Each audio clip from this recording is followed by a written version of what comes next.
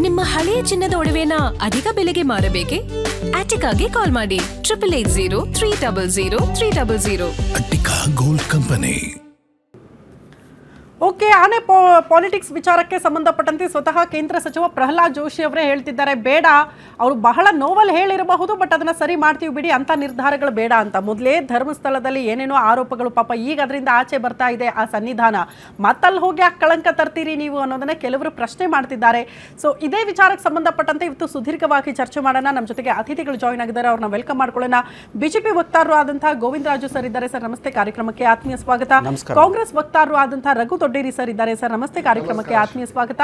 JDS ವಕ್ತಾರರು ಆದಂತಹ Mahesh sir ನಮ್ಮ ಜೊತೆಗಿದ್ದಾರೆ. ಸರ್ ನಮಸ್ತೆ, ಕಾರ್ಯಕ್ರಮಕ್ಕೆ ಆತ್ಮೀಯ ಸ್ವಾಗತ. ಅದೇ ರೀತಿ ಹಿರಿಯ ಪತ್ರಕರ್ತರು ಆದಂತಹ ಬಸವರಾಜ್ ಇಟ್ನಾಳ್ ಸರ್ ಕೂಡ ನಮ್ಮ ಜೊತೆಗೆ ಜಾಯ್ನ್ ಆಗಿದ್ದಾರೆ. ಸರ್ ನಮಸ್ತೆ, ಕಾರ್ಯಕ್ರಮಕ್ಕೆ ಆತ್ಮೀಯ ಸ್ವಾಗತ. ನಾವು ಪಕ್ಷದ ವಕ್ತಾರರನ್ನ ಮಾತನಾಡಿಸೋದಕ್ಕೂ ಮುಂಚೆ ಹಿರಿಯ ಪತ್ರಕರ್ತರ ರಿಯಾಕ್ಷನ್ ತಗೊಂಡ್ಬಿಡ್ತೀನಿ. ಸರ್, ಇದು ರಾಜ್ಯ ರಾಜಕೀಯದಲ್ಲಿ ಆನೆ ಪಾಲಿಟಿಕ್ಸ್ ಏನು ಹೊಸತೇನಲ್ಲ, ನಾವು ಕೇಳ್ತಾ ಇರೋದು, ನೋಡ್ತಾ ಇರೋದು, ನಾವೆಲ್ಲ ಅದಕ್ಕೆ ಸಾಕ್ಷಿ ಆಗ್ಬಿಟ್ಟಿದ್ದೀವಿ. ಹಾಗೆ ಅಡ್ಡ ಮತದಾನದ ವಿಚಾರಕ್ಕೆ ಸಂಬಂಧಪಟ್ಟಂತೆ ಆನೆ ಪಾಲಿಟಿಕ್ಸ್ ವರ್ಕ್ ಆಗುತ್ತಾ ಅನ್ನೋದು ಪ್ರಶ್ನೆ ಇರೋದು. ವರ್ಕ್ ಆಗುತ್ತೋ ಇಲ್ಲೋ ದ್ಯಾಟ್ ಈಸ್ ಆ ಧರ್ಮಸ್ಥಳ ಅನ್ನಪ್ಪನಿಗೆ ಗೊತ್ತು. ಆದರೆ ಈ ಆನೆ ಪ್ರಮಾಣ ರಾಜಕೀಯ ಹೇಗಿದೆ ಅಂದರೆ, ಒಂದು ಕಾಲದಲ್ಲಿ ಯಡಿಯೂರಪ್ಪ ಮತ್ತು ಕುಮಾರಸ್ವಾಮಿ ಮಧ್ಯೆ ಒಂದು ಕಿತ್ತಾಟ ಇದ್ದಾಗ ಪೇಪರಲ್ಲಿ ಜಾಹೀರಾತು ಕೊಟ್ಟರು, ಧರ್ಮಸ್ಥಳಕ್ಕೆ ಬನ್ನಿ ಆನೆ ಪ್ರಮಾಣ ಮಾಡಿ ಅಂತ ಒಂದು. ಆಮೇಲೆ ಎಲ್ಲರೂ ಕೂಡ ಮುಖ್ಯಮಂತ್ರಿ ಆಗಲಿ, ಎಲ್ಲ ಶಾಸಕರು, ಮಂತ್ರಿಗಳು ಎಲ್ಲರೂ ಕೂಡ, ಈವನ್ ಪ್ರೈಮ್ ಮಿನಿಸ್ಟರ್ ಆಲ್ಸೋ ಪ್ರಮಾಣ ವಚನವನ್ನು ಬಹುತೇಕವಾಗಿ ತಗೊಳ್ಳೋದು ಯಾರ ಮೇಲೆ? ದೇವರ ಹೆಸರ ಮೇಲೆ. ದೇವರ ಹೆಸರ ಮೇಲೆ ತೆಗೆದುಕೊಂಡಂಥ ಪ್ರಮಾಣ ತಗೊಂಡು ದೇವರ ಮೇಲೆ ಭಕ್ತಿ ಇರ್ತದೆ ಅಂತ ಒಂದು ನಂಬಿಕೆ. ಆಮೇಲೆ ಬೇರೆ ದೇವಸ್ಥಾನಗಳ ಬಗ್ಗೆ ಗೊತ್ತಿಲ್ಲ, ಧರ್ಮಸ್ಥಳದಲ್ಲಿ ಆ ಪರಂಪರೆನೇ ಇದೆ. ಅಲ್ಲಿ ಒಂದು ಆನೆ ಮಾಡೋದು, ಪ್ರಮಾಣ ತಪ್ಪುದಂಡ ಕಟ್ಟೋದು, ಅದೊಂದು ವ್ಯವಸ್ಥೆನೇ ಇದೆ ಅಲ್ಲಿ. ಬೇರೆ ದೇವಸ್ಥಾನ ಅದಿಲ್ಲ. ಹೀಗಾಗಿ ಅಲ್ಲಿ ಕರೆದಿದ್ದಾರೆ, ಅದು ಬೇರೆ ಮಾತು. ಆದರೆ ಅದನ್ನು ಈ ರೀತಿಯ ಒಂದು ಆಚರಣೆಗಳಿಗೆ ಕುಮ್ಮಕ್ಕು ಕೊಡಬೇಕಾ ಬೇಡವಾ ಅನ್ನೋದು ಒಂದು ವಿಚಾರವಾದದ ಪ್ರಶ್ನೆ. ಆದರೆ ಈಗಾಗಲೇ ಅವ್ರು ಹೇಳ್ಕೊಂಡಿದ್ದಾರೆ, ವಿಜೇಂದ್ರ ಅವರು, ನನಗೆ ದೇವರಲ್ಲಿ ನಂಬಿಕೆ ಇದೆ, ಅಲ್ಲಿ ನಾನು ಶಾಸಕಾಂಗ ಸಭೆಯನ್ನು ಕರಿತೇನೆ ಮತ್ತು ಪ್ರಮಾಣ ಮಾಡೋಣ ಅಂಥೇಳಿ. ಈಗ ಇದೆಲ್ಲ ಪರಂಪರೆ ಇರುವ ದೇವಸ್ಥಾನದಲ್ಲಿ, ಆನೆ ಪ್ರಮಾಣದ ಪರಂಪರೆ ಇರುವಂಥ ದೇವಸ್ಥಾನದಲ್ಲಿ ಇಲ್ಲಿ ಆನೆ ಪ್ರಮಾಣ ಬೇಡ ಅಂತ ಯಾಕೆ ಹೇಳ್ತಾರೆ ಪ್ರಹ್ಲಾದ್ ಜೋಶಿ? ಪರಂಪರೆನೇ ಇದೆ, ಅದು ಪರಂಪರೆ ಇಲ್ಲ ಅಂತಲ್ಲ, ಅಲ್ಲಿ ಪರಂಪರೆ ಇದೆ ಆ ದೇವಸ್ಥಾನದಲ್ಲಿ. ಯಾಕೆ ಹೇಳ್ತಿದ್ದಾರೆ? ಯಾರನ್ನೋ ರಕ್ಷಣೆ ಮಾಡೋ ಪ್ರಯತ್ನ ಮಾಡ್ತಿದ್ದಾರಾ? ಈಗ ರಮೇಶ್ ಜಾರಕಿಹೊಳಿ ಬಹಿರಂಗವಾಗಿ ಹೇಳಿದ್ ನಾನು ಹೋಗೋದಿಲ್ಲ ಅಂತ ಹೇಳಿಬಿಟ್ರಲ್ಲ ಅವರು. ಅದರ ಅರ್ಥ ಏನು? ಅದರ ಅರ್ಥ ಅವ್ರು ಏನೋ ವಾದ ಮಾಡಲಿ, but eventually what does it mean? ಮತ್ತು ಇನ್ನು ಕೇಳಿದ್ರಲ್ಲ ಪ್ರಮಾಣ ವರ್ಕೌಟ್ ಆಗುತ್ತಾ ಅಂಥೇಳಿ, ಬಿ ಜೆ ಪಿಯ ಶಾಸಕರಂತ ಉದಯ ಗರುಡಾಚಾರ್ಯ ಅವರು ಚುನಾವಣಾ ಪ್ರಮಾಣ ಪತ್ರದಲ್ಲಿ ಸುಳ್ಳು ಹೇಳಿ ಅವ್ರಿಗೆ ಜೈಲು ಶಿಕ್ಷೆ ಆಗಿತ್ತು. ಅದಾದ್ಮೇಲೆ ಅಪೀಲ್ ಹೋಯ್ತು, ಏನಾಯ್ತು ಗೊತ್ತಿಲ್ಲ ನನಗೆ, ಬಟ್ ಡಿಸ್ಟ್ರಿಕ್ಟ್ ಕೋರ್ಟ್ ಸೆಂಟೆನ್ಸ್ ನಿಮ್ ಟು ಇಂಪ್ರಿಸನ್ಮೆಂಟ್ ಫಾರ್ 2 months. ಏನಕ್ಕೆ? For falsely filing affidavit. ಅಂದರೆ ಏನು? ಪ್ರಮಾಣ, ಆನೆ. ಅದರ ಅರ್ಥನೇ ನಾನು ನ್ಯಾಯ ದೇವತೆ ಮುಂದೆ ಆನೆ ಮಾಡ್ತಿದ್ದೇನೆ ಅಂತ. ಸೊ ಹೀಗಿರುವಾಗ ಈ ಆನೆ ಪ್ರಮಾಣಗಳು ಏನು ಎತ್ತ, ವಿ ಜಸ್ಟ್ ಡೋಂಟ್ ನೋ.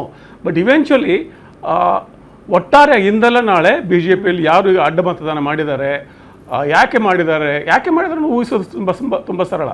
ಯಾಕಂದರೆ ಈಗ ಇದರರ್ಥ ಅಡ್ಡ ಮತದಾನ ಆಗಿದೆ. ಅದರ ಅರ್ಥ ಏನು? ಅಷ್ಟು ಜನ ಶಾಸಕರಿಗೆ ಬಿ ಜೆ ಪಿಯ ಮೇಲೆ ವಿಶ್ವಾಸ ಇಲ್ಲ. ಅವರು ಮತ್ತೆ 2028ಕ್ಕೆ ಅಧಿಕಾರ ಬರ್ತದೆ ಅಂತ ವಿಶ್ವಾಸ ಇಲ್ಲ ಅವ್ರಿಗೆ.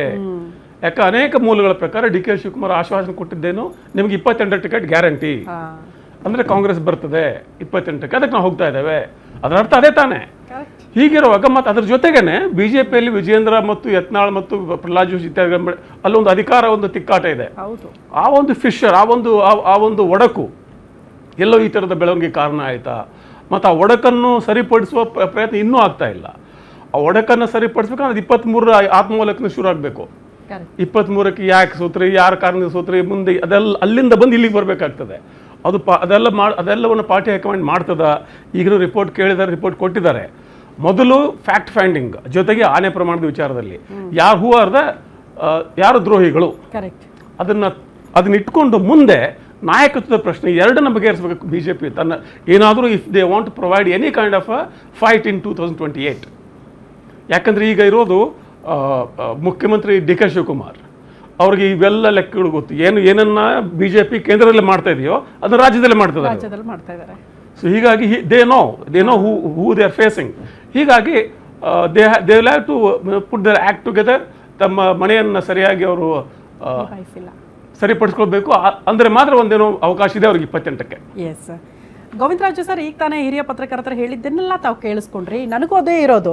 ಈಗ ಯಾಕೆ ಶಾಸಕರು ಅಡ್ಡ ಮತದಾನ ಮಾಡಿದ್ರು ಅನ್ನುವಂತಹ ಪ್ರಶ್ನೆಗೆ ಪಕ್ಷದ ಮೇಲೆ ವಿಶ್ವಾಸ ಕಳ್ಕೊಂಡಿದ್ದಾರೆ. ಬೆಳಗಿದ್ರೆ ನಾಯಕತ್ವದ ಗೊಂದಲ, ಪಕ್ಷದಲ್ಲಿ ತಿಕ್ಕಾಟಗಳು, ಹಾದಿ ಬೀದಿ ರಂಪಾಟಗಳು, ಮನೆ ಒಂದು 3 ಬಾಗಿಲು ಅನ್ನುವಂತಹ ಪರಿಸ್ಥಿತಿ. ಕಾರ್ಯಕರ್ತರೇ ಕೇಳ್ತಾರೆ, ಸರ್ ಸರಿಯಾಗಿ ಒಂದಾಗಿ ಹೋಗಿ, ಇಲ್ಲ ಅಂದ್ರೆ ನಾವು ಫೇಸ್ ಮಾಡಕ್ಕಾಗ್ತಾ ಇಲ್ಲ ಚುನಾವಣೆಯನ್ನ ಸ್ಥಳೀಯ ಮಟ್ಟದಲ್ಲಿ ಅಂತ, ಬಹಳ ಕಷ್ಟ ಆಗ್ತಾ ಇದೆ ಅಂತ ಕಾರ್ಯಕರ್ತರೇ ಹೇಳ್ಕೊಂಡಿದ್ದಾರೆ ತಮ್ಮ ನೋವನ್ನ. ಸೊ ಶಾಸಕರು ಪಕ್ಷದ ಮೇಲೆ ಲಿಟ್ರಲಿ ವಿಶ್ವಾಸ ಕಳ್ಕೊಂಡೇ ಅಡ್ಡ ಮತದಾನ ಮಾಡಿದರೆ ಇದರ ಅರ್ಥ ಮುಂಬರುವ ಚುನಾವಣೆಯಲ್ಲಿ ಪಕ್ಷ ಬಿಟ್ಟರು ಕೂಡ ಆಶ್ಚರ್ಯ ಪಡಬೇಕಾಗಿಲ್ಲ ಅಂತ. ಯಾಕೆ ಹಿಂಗೆ ಸರ್ ಪಕ್ಷದ ಒಳಗೆ? ನೋಡಿ ಮೇಡಮ್, ಇವತ್ತು ಏನು ಪರಿಷತ್ತಿನ ಚುನಾವಣೆಯಲ್ಲಿ ಅಡ್ಡ ಮತದಾನ ಮಾಡಿರ್ತಕ್ಕಂಥ ಶಾಸಕರು ಯಾರು ಅಂತ ಗೊತ್ತಾಗಬೇಕು ಅನ್ನೋ ಒಂದು ವಿಚಾರ ಇಟ್ಕೊಂಡು ಮಾನ್ಯ ನಮ್ಮ ಅಧ್ಯಕ್ಷರಾದಂಥವ್ರು ಇವತ್ತು ಧರ್ಮಸ್ಥಳದಲ್ಲಿ ಶಾಸಕಾಂಗ ಸಭೆ ಮಾಡಬೇಕು, ಇದ್ರ ಬಗ್ಗೆ ಯಾರಲ್ಲಿ ಅಟ್ಲೀಸ್ಟು ಪಕ್ಷಕ್ಕೆ ದ್ರೋಹ ಮಾಡಿದಾರ, ಆತ್ಮಸಾಕ್ಷಿಗಾದ್ರೂ ದ್ರೋಹ ಮಾಡ್ತಾರಾ, ಇಲ್ಲ ನಿಜವನ್ನು ಒಪ್ಕೊಳ್ತಾರಾ ಅನ್ನೋದಾದ್ರೂ ಒಂದು ಈಚೆ ತರಬೇಕಲ್ವಾ. ಒಬ್ಬ ಪಕ್ಷದ ಅಧ್ಯಕ್ಷರಾಗಿ ಇವತ್ತು ಅವ್ರ ಜವಾಬ್ದಾರಿಯಿಂದ ಹೇಳುವಂಥ ಹೇಳಿಕೆಯನ್ನು ಕೊಟ್ಟಿದ್ದಾರೆ. ಸಹಜವಾಗಿ ಯಾಕೆಂದರೆ ಒಂದು ಪಾರ್ಟಿನಲ್ಲಿ ಒಬ್ಬ ಶಾಸಕನಾಗಬೇಕಾದ್ರೆ ಅವರೊಬ್ಬರೇ ಏಕಾಏಕಿ ಹೋಗ್ಬಿಟ್ಟು ಶಾಸಕರಾಗಕ್ಕಾಗಲ್ಲ. ನೂರಾರು ಕಾರ್ಯಕರ್ತರ ಶ್ರಮ, ದಿನನಿತ್ಯದ ಜನರ ಮಧ್ಯೆ ಇರ್ತಕ್ಕಂಥ ಸಮಸ್ಯೆಗಳನ್ನ ಜೊತೆಯಾಗಿ ನಡ್ಕೊಂಡು ಹೋಗೋಂಥ ಸಾಕಷ್ಟು ನೂರಾರು ಸಾವಿರಾರು ಕಾರ್ಯಕರ್ತರು ಇವತ್ತು ನಮ್ಮ ಪಕ್ಷವನ್ನು ತಾಯಿ ರೀತಿ ನೋಡುವಂಥ ನಂಬಿಕೆ ಇಟ್ಕೊಂಡೆ ಇವತ್ತು ಕೆಲಸ ಮಾಡಿರ್ತಕ್ಕಂಥದ್ದು. ಏಕೆಂದರೆ ಪಕ್ಷಕ್ಕೆ ಲಕ್ಷಾಂತರ ಜನ ಇವತ್ತು ಎಷ್ಟೋ ಜನ ಮನೆ ಬಿಟ್ಟು ಕೆಲಸ ಮಾಡುವಂಥ ವ್ಯವಸ್ಥೆ ನಮ್ಮ ಭಾರತೀಯ ಜನತಾ ಪಾರ್ಟಿಲಿದೆ.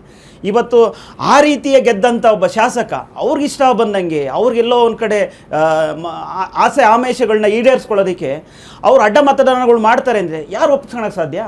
ಸೊ ಅದರಿಂದ ಇವತ್ತು ನಾವಿಟ್ಟಿರ್ತಕ್ಕಂಥ ನಂಬಿಕೆ ಇಟ್ಟಿರ್ತಕ್ಕಂಥ ಒಂದು ದೇವಸ್ಥಾನದಲ್ಲಿ ಸಹಜವಾಗಿ ಹಣೆ ಪ್ರಮಾಣ ಮಾಡಿಸ್ತೀನಿ ಅಂತ ಹೇಳ್ಬಿಟ್ಟು ಇವತ್ತು ಹೇಳಿರ್ತಕ್ಕಂಥದ್ದು.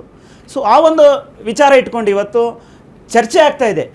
ಇದನ್ನು ಹೇಗೆ ಮಾಡಬೇಕು ಅನ್ನೋದು ನಮ್ಮ ಹೈಕಮಾಂಡು ಮತ್ತು ರಾಜ್ಯಾಧ್ಯಕ್ಷರು ತೀರ್ಮಾನ ಮಾಡ್ತಾರೆ. ಇದ್ರ ಜೊತೆಯಲ್ಲಿ ಇವತ್ತು ಶಾಸಕರುಗಳು ಎಲ್ಲ ಒಂದು ಕಡೆ ಅವ್ರು ಈ ರೀತಿ ಮಾಡ್ತಾ ಇರೋದು ನೋಡಿದ್ರೆ ಮುಂದಿನ ಇರ್ತಕ್ಕಂಥ ಕಾರ್ಯಕರ್ತರಿಗೆ ವಿಶ್ವಾಸ ಹೇಗೆ ಬರಬೇಕು, ಒಂದು ಪಕ್ಷ ಕೆಲಸ ಮಾಡಬೇಕು. ಅದನ್ನೇ ಅದಕ್ಕೋಸ್ಕರ ಮೇಡಮ್, ಅಲ್ಲಲ್ಲ ಒಂದ್ ನಿಮಿಷ, ಹೌದು ತಪ್ಪಾಗಿದೆ ಮೇಡಮ್, ಅದು ಹೇಳ್ತಾ ಇದೀವಲ್ಲ, ಆ ತಪ್ಪನ್ನ ಸರಿ ಮಾಡ್ಬೇಕಲ್ವಾ? ಯಾಕೆ ತಪ್ಪಾಯ್ತು? ತಪ್ಪು ಮೇಡಮ್, ತಪ್ಪನ್ನ ಈಗ ಹಿಂಗೆ ಆಗುತ್ತೆ ಅಂತ ಯಾರೇನೋ ಭಗವಂತ ಇಲ್ಲ ಹೀಗೆ ಮಾಡ್ತಾರೆ ಅನ್ನೋದಕ್ಕೆ. ಇವತ್ತು ಗೊತ್ತಾಗಿದೆ ತಪ್ಪಾಗಿದೆ ಅಂತ, ಅದನ್ನ ಸರಿ ಮಾಡೋಂಥ ಕೆಲಸ ರಾಜ್ಯಾಧ್ಯಕ್ಷ ಜವಾಬ್ದಾರಿ ಇರುತ್ತೆ, ಮಾಡೇ ಮಾಡ್ತಾರಲ್ವಾ. ಹಂಗಂತ ಏನ್ ತಪ್ಪಾಗಿದೆ ಸರ್ ಗೊತ್ತಾ? ಅದನ್ನೇ ಈಗ ಅದಕ್ಕೆ ಶೋಧನಾ ಸಮಿತಿ ಅಂತ ಮಾಡಿದೆ. ಯಾವ ರೀತಿಯಾದ ಒಂದು ಮಾಹಿತಿ ಕಲೆ ಹಾಕ್ಬೋದು, ಯಾವ ರೀತಿಯಾದ ಒಂದು ಅಂಕಿ ಅಂಶಗಳು ಓದಿದ್ದೇವೆ